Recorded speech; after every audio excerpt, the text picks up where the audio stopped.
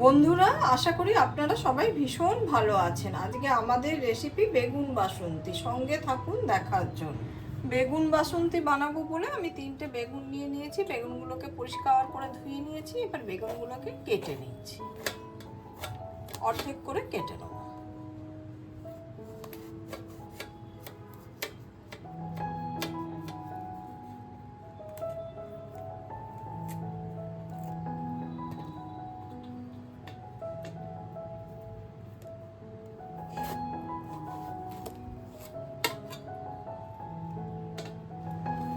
বেগুনগুলো আমার কাটা হয়ে গেছে। আমি বেগুনেতে এবার নুন আর হলুদ দিয়ে মাখিয়ে নেব।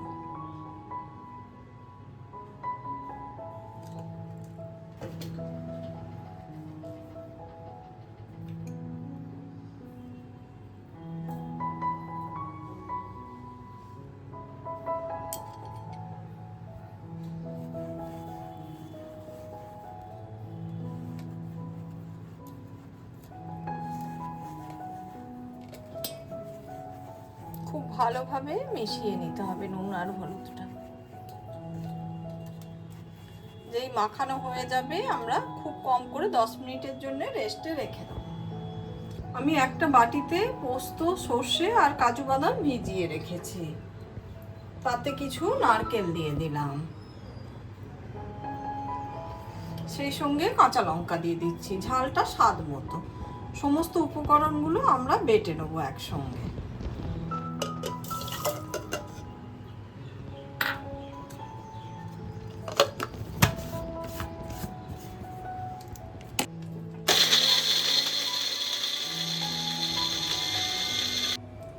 কড়াইতে সর্ষের তেল ঢেলে নিলাম।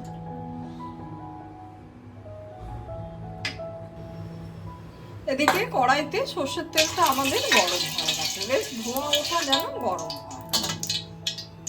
এবার আমি বেগুনগুলোকে দিয়ে দিলাম।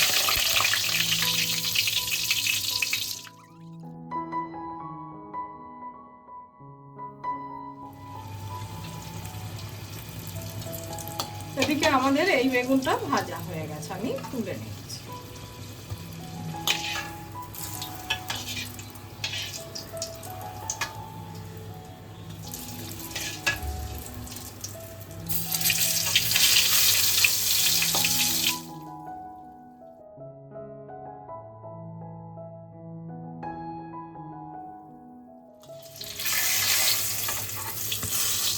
এদিকে শেষের বেগুনগুলো আমার ভাজা হয়ে গেল।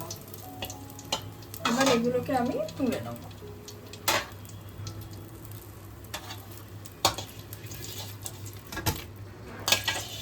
মাঝে আমি সামান্য একটু তেল দিয়েছিলাম।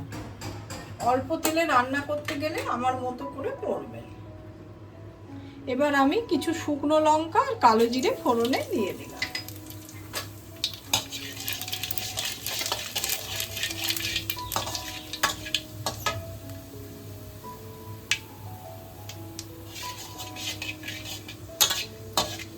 ফোড়নটা থেকে যখন একটা সুন্দর গন্ধ বেরোবে তখন আমরা বেটে রাখা মশলাটা দিয়ে দেব।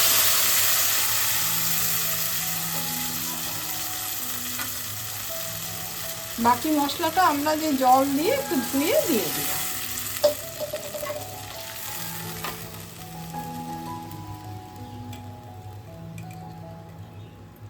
পরিমাণ মতো নুন দিয়ে দিলাম, সেই সঙ্গে হলুদ দিয়ে দিলাম।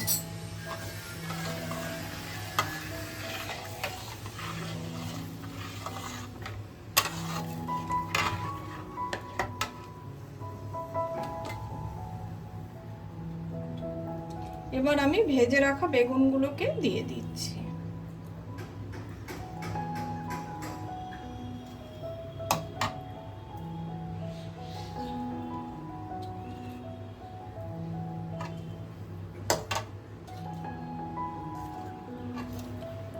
এবার আমি ঢাকা দিয়ে দিচ্ছি।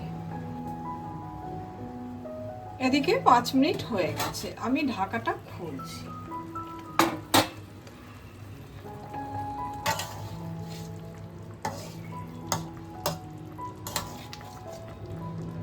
এদিকে রান্নাটা আমার প্রায় হয়েই এসেছে, গ্রেভিটা ঘন হয়ে গেছে।